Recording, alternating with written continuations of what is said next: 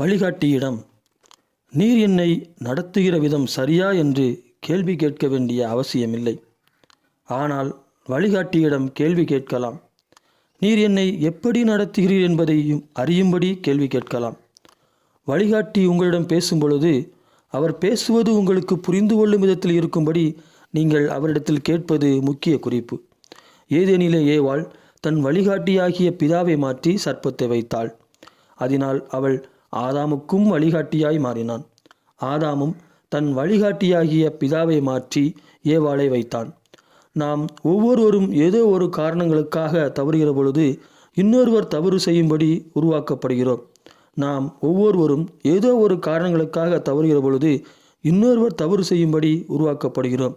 இப்படியே உலகிலே பாவம் தொடர் சங்கிலியாய் பிசாசினால் கட்டமைக்கப்பட்டு பெருகின பொழுது கர்த்தராகிய இயேசுவானவர் வந்து இந்த தொடர் சங்கிலியை சிலுவையிலே முறித்தார்.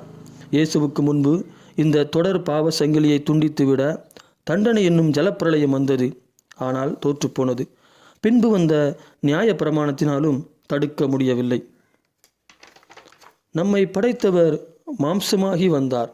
இந்த பாவ தொடர் சங்கிலியை முறித்தார்.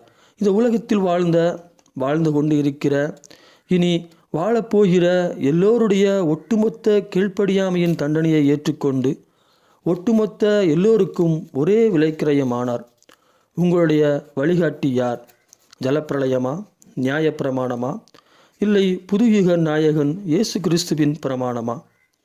எங்களுக்கு விரோதமாய் குற்றம் செய்வதை நாங்கள் மன்னிக்கிறது போல எங்கள் குற்றங்களை எங்களுக்கு மன்னியும் என்பதின் அர்த்தம் என்னவென்றால், நீங்கள் எவ்வளவு மன்னிக்கிறீர்களோ அவ்வளவுதான் நீங்கள் மன்னிக்கப்படுவீர்கள். நீங்கள் எவ்வளவு மன்னிக்கிறீர்களோ அவ்வளவுதான் நீங்கள் மன்னிக்கப்படுவீர்கள். உங்களுடைய குற்றங்கள் மன்னிக்கப்பட வேண்டுமானால் நீங்கள் பிறருடைய குற்றங்களை எல்லாம் கட்டாயம் மன்னித்துதான் ஆக வேண்டும். இனியும் உங்களுக்கு விரோதமாய் குற்றம் செய்வர்கள் அப்படிப்பட்டவர்களை எப்பொழுதும் மன்னிக்கிற மனநிலையில் தயாராயிருங்கள். இயேசு தன்னை கொடூரமாய் கொண்டவர்களை மன்னித்தார். பிதா தன் குமாரனாகிய இயேசு கிறிஸ்துவை கொண்டவர்களை மன்னித்தார்.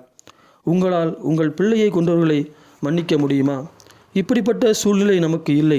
அப்படி இருந்தும் நமக்கு விரோதமாய் சின்ன சின்ன குற்றம் செய்பவர்களை வெறுப்புணர்வின்றி மன்னிக்க பழகுவோம்.